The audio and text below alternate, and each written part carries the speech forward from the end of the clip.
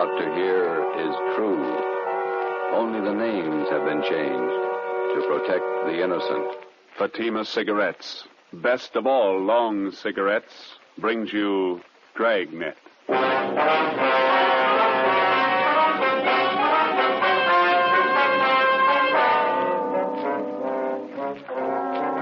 a detective sergeant. You're assigned to homicide detail. A confessed murderess is paroled from the state prison for women. After 7 months, the parole office loses contact with her. Your job, find her. If you want a long cigarette, smoke the best of all long cigarettes. Smoke king-size Fatima. Fatima is the long cigarette which contains the finest Turkish and domestic tobaccos superbly blended to make Fatima extra mild. And that's why Fatima has a much different, much better flavor and aroma than any other long cigarette.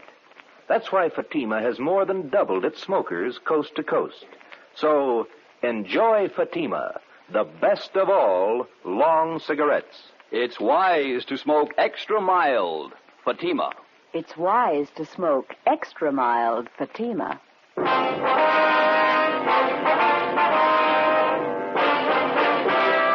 Dragnet, the documented drama of an actual crime.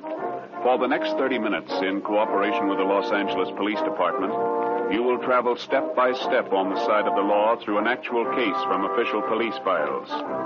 From beginning to end, from crime to punishment, Dragnet is the story of your police force in action. It was Thursday, March 9th. It was foggy in Los Angeles. We were working a day watch out of homicide detail. My partner's Ben Romero. The boss is Thad Brown, chief of detectives. My name's Friday.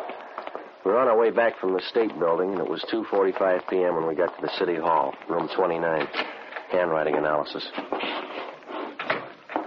Want to have a seat, Fred? Okay, thanks. I'll see if Don's around. Maybe in the back room. All right. Don Myers. Don, you here? Yeah, come in just a minute. Oh, hi, Ben. Got a quick job for you, Don. Can you spare a few minutes? Think so? Hi, Joe. Didn't see you. I'd like to have you meet Fred Galloway, state parole. Fred, this is Don Myers, our handwriting man. I know you. Got a couple of signatures here. I'd like to have you check them now if you can. No, I can try. Let's see what you got. You want to show them, Fred? Yeah. These 3 sheets here, Don, marked November, December, January. I'd like to know if the signatures on them compare with the signatures on these 2 here. They're marked February and March. Let me see. Thanks. Mm-hmm. Yeah, well, it shouldn't take long. Why don't you fellas have a seat? Yeah, okay. How's this thing shape up, Fred? You figure that the Johnson woman's jumped her parole? Got me. I don't know what to think. How long's it been since you got out of prison? Well, let me check you out on the details. I got the dope right here. All right, fine. Annie Marie Johnson. She sent up for a life term, 1933, murdered her husband, John, shot him to death. Started appealing for parole 1940, finally won it May 14th last year, paroled into the custody of Mrs. Laura Jean Muller. Mm-hmm. Where does this Mrs. Muller live? On Wilmington. Old friend of the Johnson woman. She fought for 10 years to get her released from Tehachapi. Have you been in touch with Mrs. Muller lately, Fred? Only by mail. We've been sending her monthly report forms all along. She's the person that Annie Johnson was paroled to, so the form has to be filled out and signed by Mrs. Muller and mailed back to me. Yeah, I know. And that's where you figured that something was wrong. Well, we got the February and March reports back from her on time, all the usual questions answered properly, and it was the signature. Writing didn't look like Mrs. Muller's at all. You think the Johnson woman is faking the signature? Maybe. Tried to contact the Muller house half a dozen times the past couple of days. Nobody home. There you go, man. You got it? Yeah. Let me see. These 3 here, November, December, January, they were signed by the same person. Yeah. Signatures on the February and March reports. They're pretty bad imitations. One person signed these 2. Another person signed these. No match at all. Well, then the signatures on the last 2 reports were forged. I'd say so. She went up for murder. That's your department. You want to run it down? Sure. What's it add up to? Could be a lot of things. Could be nothing. Annie Johnson ought to know. Ben and I checked out of the office and drove down to Wilmington. We located the home of Mr. and Mrs. Joseph Muller on Seaboard Drive, just off Anaheim Street. It was an old-fashioned 2-story house set back on a big corner lot along with plenty of shrubbery. It was a faded gray with lots of Victorian gingerbread hung all over it. Fancy carved gables, carriage driveway with hitching posts and pieces of thick colored glass set in some kind of a design in the window of the front door. Out in the harbor beyond Terminal Island, you could hear the foghorns.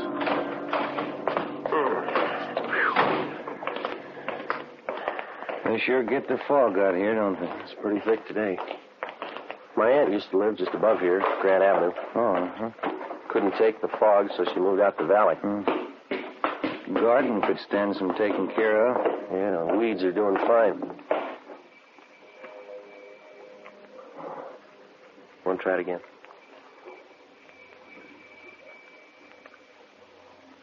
What do you think? Let's try the neighbors, huh? Yeah, all right. That house across the street must be somebody there. I saw a woman shaking a dust mop out the window when we drove up. All right. Kind of a bleak-looking spot up here on the hill, isn't it? Not many houses around. Yeah, and this fog's doing nothing for me. Chills you right down to the bone. What's the name on the mailbox there? Let's see. Miss Flora Carpenter. Well, maybe she can tell us something.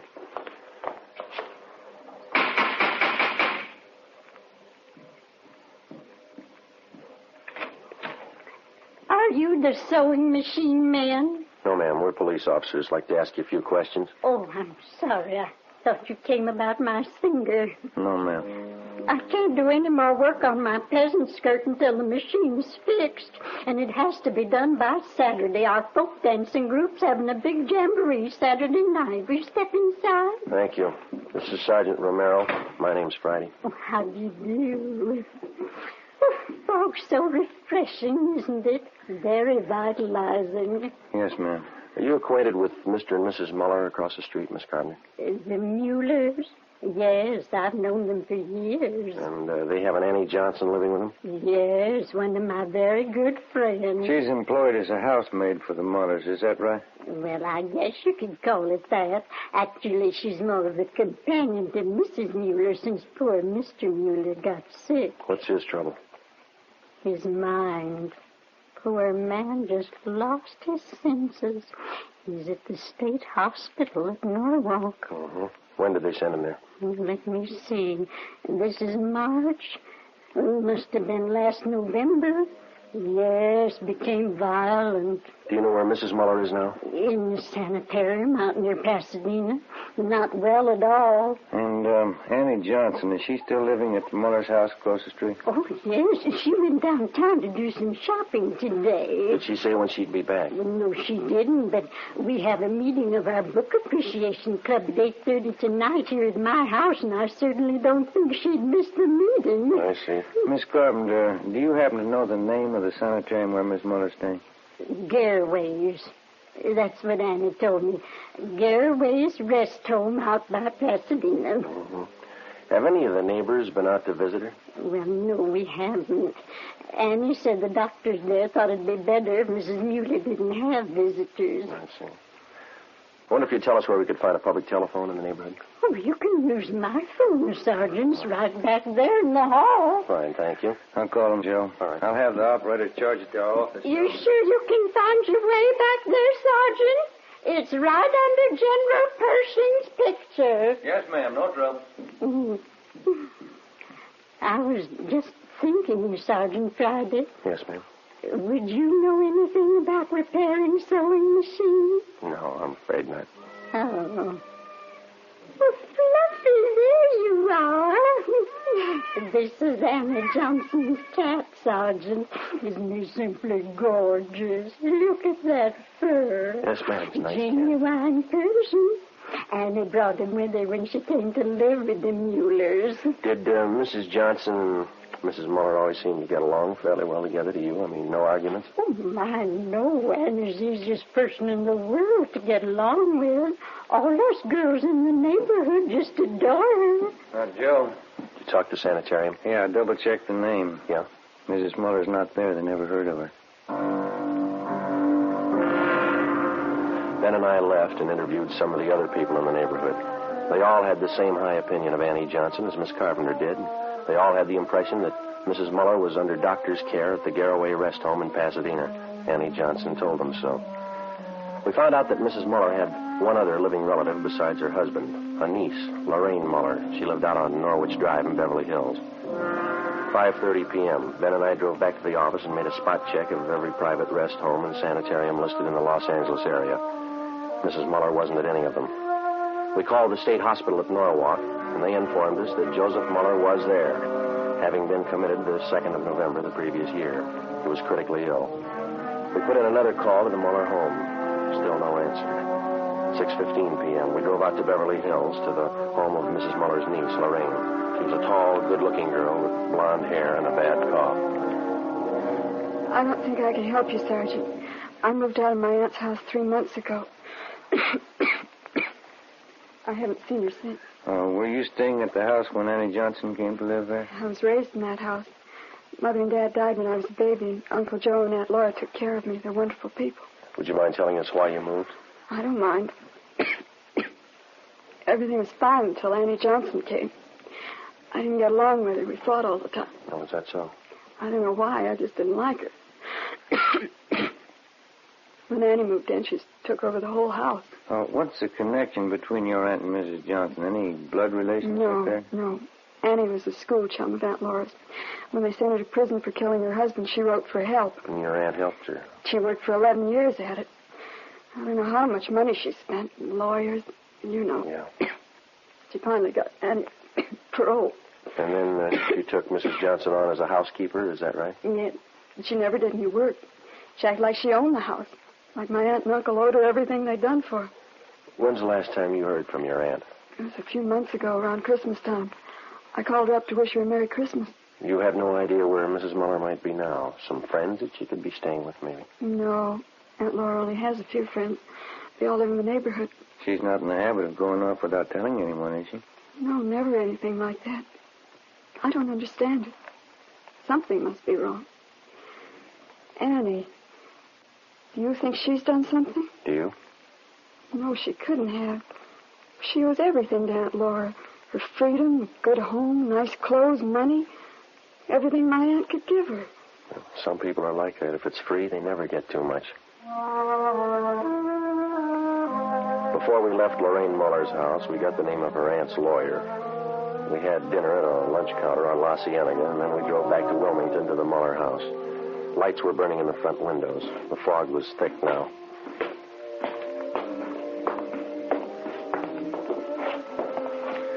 Guess that's her singing. Yeah. Want to ring the bell? Mm-hmm. Can you see in through the curtains, Joe? Yeah, she didn't hear it. Let's ring it again.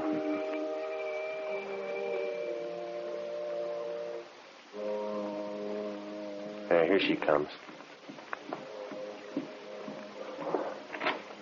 Yes?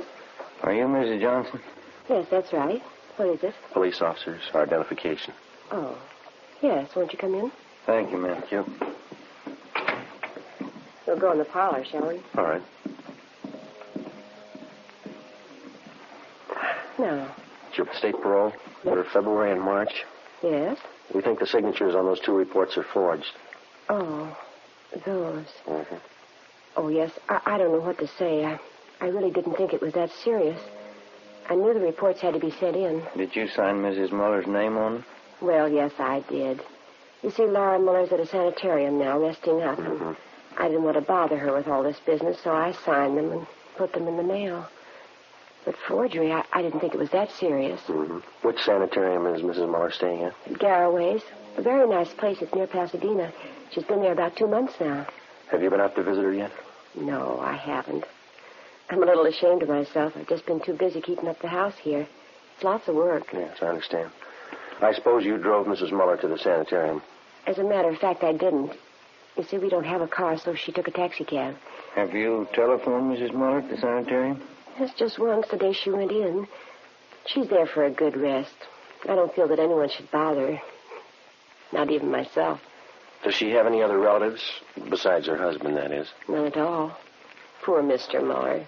We had to send him away, to Norwalk State Hospital. Yes, ma'am. It got out of hand. Just terrible. He almost murdered poor Laura once, and those were awful days. He's much better off where he is. Yeah, it's too bad. Well, that's about all, Miss Johnson.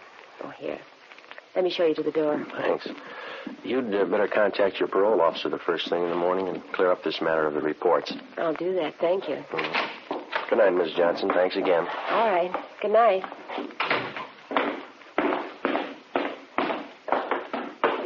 What time you got? 20 minutes after 8.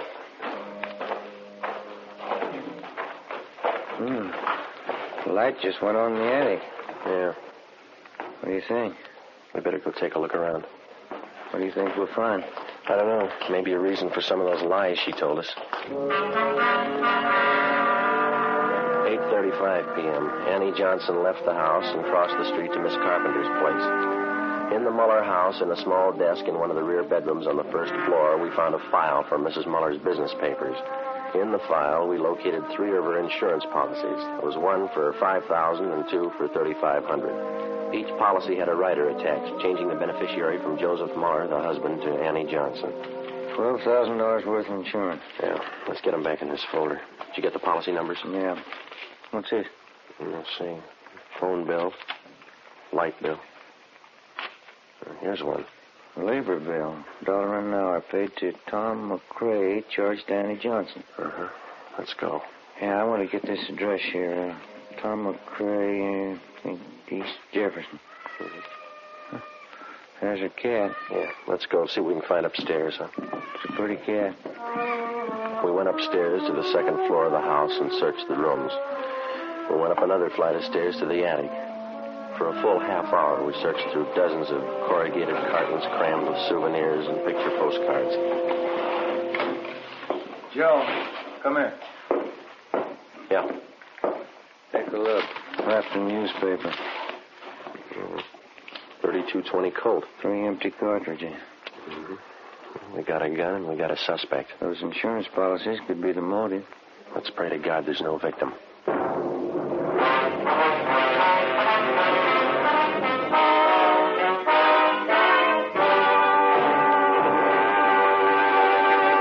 You are listening to Dragnet for the step-by-step solution to an actual police case. Here, step-by-step, are the reasons why Fatima has more than doubled its smokers from coast to coast. Step 1.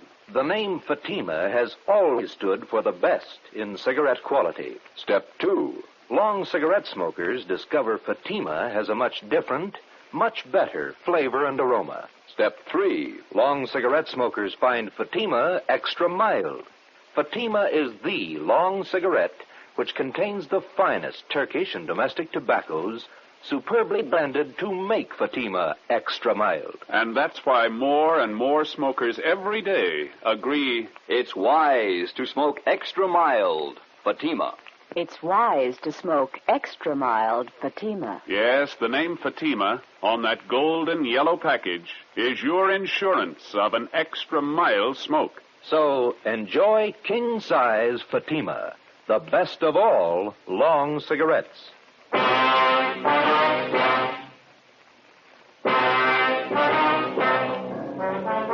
p.m.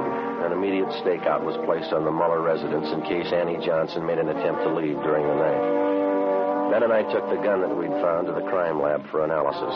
The next morning, we checked with the Muller's family attorney. He had no idea as to the whereabouts of Mrs. Muller, but he told us that about 3 months ago, she'd ordered him to draw up a new will for her. Under the new provisions, Annie Johnson was to be the sole heir of the Muller house and property, plus an additional $1,500 in bonds. Friday, March 10th, 11 a.m. While Ben checked with the insurance company, I met with Captain Elliott of Homicide. You got everything with a victim, huh? Where are you looking? We'd like to shake down the Muller house again before we look anyplace else. Didn't have a chance to give it a thorough going over last night. You're sold on the idea it's a Johnson woman? Looks like it. Sure it couldn't be a freak disappearance. No, sir, not in my book. Annie Johnson's got some big reasons for lying to us. I'd like to find them. How do you figure on doing that? Well, if we could pull her in and question her, just to get her away from the Muller place, I'd like to take a detail of men out there and shake the house from top to bottom. Mm-hmm. Just checked with the insurance companies that issued Miss Muller's policy. Yeah. And we got it right. Annie Johnson gets the dough if Mrs. Muller dies. Oh. Something else. The changes in the policies were made during the last 2 months at her home. It doesn't jive. Why not? Well, Annie Johnson told us that Mrs. Muller's been in the sanitarium for more than 2 months. Here's a capper, Joe. What's that? Gil and Cenas went out to the state hospital at Norwalk to talk to Mr. Muller. Yeah?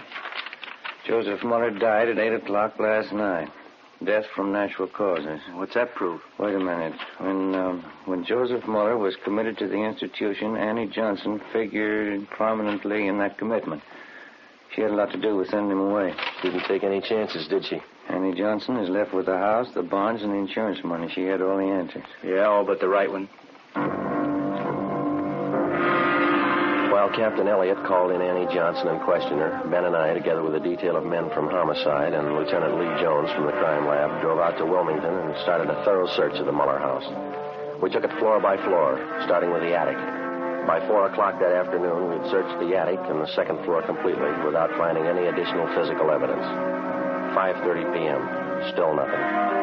The fog was coming in thick now. Captain Elliott called and said the Johnson woman was on her way home. The search went on. Anyone checked the cellar yet? Let's give it a look, huh? Okay. Joe, come on down. Lee's with me. We're checking some stains. What do you got, Lee? Picked up this line of stains here, Joe. They run down from the top of the stairs. Pretty faint. Let me see. Mm-hmm. Try a few drops of benzodine, see what happens. Okay. Let's have a look around, Gil, see what we can find. There's no lights down here. You'll have to use your flash. I got one. Well, not much of anything, is it? Guess they use the attic for their storage place. Yeah. Wait a minute. Put the light over this way, will you, Gil? No, in the corner. That's it. See something? I don't know. Yeah, have a look here. New patch of cement. Looks pretty new alongside the rest. Yeah. There's a sledge and a couple of shovels back in the garage. Get them, will you? Yeah. Joe. Yeah. They just turned blue. It's blood. Lee Jones took some sample scrapings and went back to the crime lab to give them a precipitant test to determine if the stains were made by human or animal blood. We broke away the patch of new cement work in the cellar and we began digging. 6:30 p.m. Annie Johnson came home. We met her in the living room. Sergeant, I wonder if you'd mind explaining this intrusion. No, not at all. Will you sit down? I believe I'm the one to offer hospitality here. It's my house. Is it, Miss Johnson? Well, it's in my charge. It's my responsibility. Yes, ma'am, it is. We'd just like to clear up a few things, that's all. I think the police department's taken up enough of my time. I spent half the day at the city hall answering silly questions. Now, if you'll excuse me, I have an appointment at the beauty shop at 7 o'clock. Maybe you better cancel it. I don't see any reason why I should. What is that noise? Coming from the cellar. Someone's down there. We're police officers, Miss Johnson. We're searching the house. Searching this house? With whose permission? Maybe they didn't make it clear to you downtown. We've got a good reason to believe that a crime's been committed. Why? Mrs. Muller. She's missing. I told your Captain Elliott this afternoon.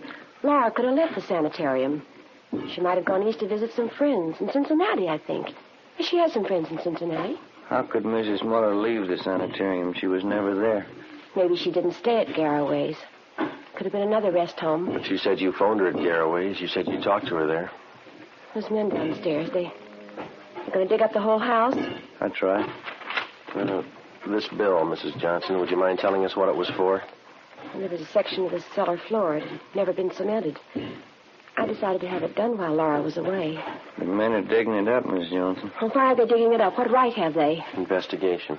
We'll see that the cement work is redone when we're finished. Well, this is impossible. I forbid it. This house is my responsibility. No need to worry. Everything will be left exactly the way it was. We'll leave the house just as soon as the men are finished. Oh. Well, then perhaps I can keep my appointment with the hairdresser. I won't be long. She'll be back around 9. I'm sorry. I think you better stay. But I've told you everything I know. Did you kill Laura Muller? Did I kill... I can't take any more of this. Why would I want to kill Laura? She's done everything for me. She's given me new life. Did you kill her? Why, no, of course I didn't kill her. Well, then there's no need to be upset. Oh, my nerves. I got to have something. Glass of sherry. Yes. Dickie, how long is it going to take them? That all depends, ma'am. There's no reason for this. You don't know that anything's happened to Laura. That's right. Laura's the best friend I have in the world. 11 years. That's how long she fought to make them let me out of prison. She's the only one who believed in me. Yes, ma'am. She is. She's given me everything. She wants me to have everything. Everything I want. I wouldn't have a reason for killing her. What, my clothes, my home here, money. They're all Laura's. She's given them to me. Would you like a glass of sherry, Sergeant Friday? No, thanks. You know, Laura was much older than I, Sergeant. She could have taken her own life. She didn't have much to live for. Old and sick. But I got everything to live for. Laura used to tell me that. So she gave me everything. Laura was much older than I. Would you care for a glass of sherry, Sergeant Romero? No, thank you. This whole thing's so silly. Laura's away on a trip. She's much older than I am, you know. I'm 38. You wouldn't take me for a woman 38 years old, would you, Sergeant? No, ma'am. I know I'm not really young anymore, but I'm still attractive, don't you think? A lot of men prefer mature women. Women with experience, background. I'd know how to take care of a man.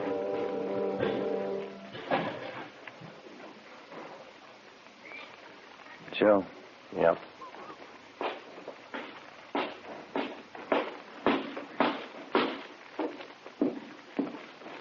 Joe, come here, my way.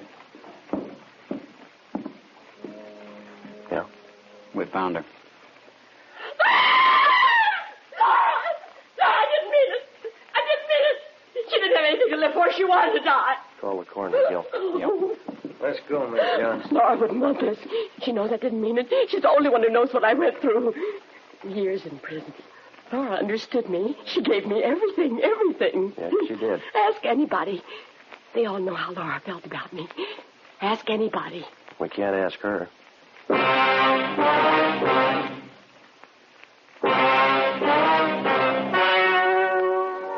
The story you have just heard was true. Only the names were changed to protect the innocent. On July 14th, trial was held in Superior Court, City and County of Los Angeles, State of California. In a moment, the results of that trial. It's amazing how many long cigarette smokers are changing to Fatima. Here is the actual report. From coast to coast, king-size Fatima has more than doubled its smokers. Yes, more and more smokers every day are discovering that Fatima is the best of all long cigarettes. Long cigarette smokers find Fatima has a much different, much better flavor and aroma. Long cigarette smokers find that Fatima is extra mild because it's the long cigarette which contains the finest Turkish and domestic tobaccos superbly blended to make it extra mild. So enjoy extra mild Fatima. Best of all long cigarettes. It's wise to smoke extra mild Fatima. It's wise to smoke extra mild Fatima.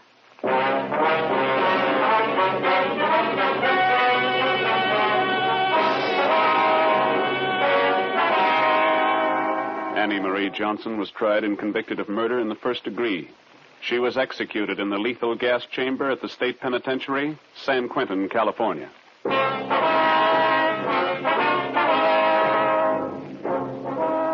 You have just heard Dragnet, authentic cases from official files. Technical advice for Dragnet comes from the Office of Chief of Police W.A. Wharton, Los Angeles Police Department. Dragnet wishes to thank the editors of Radio Television Life magazine. They have judged Dragnet the outstanding new program of the past radio season. Fatima Cigarettes, the best of all long cigarettes, has brought you Dragnet from Los Angeles. Tomorrow, hear the Ronald Colman's charming series, The Halls of Ivy, on NBC.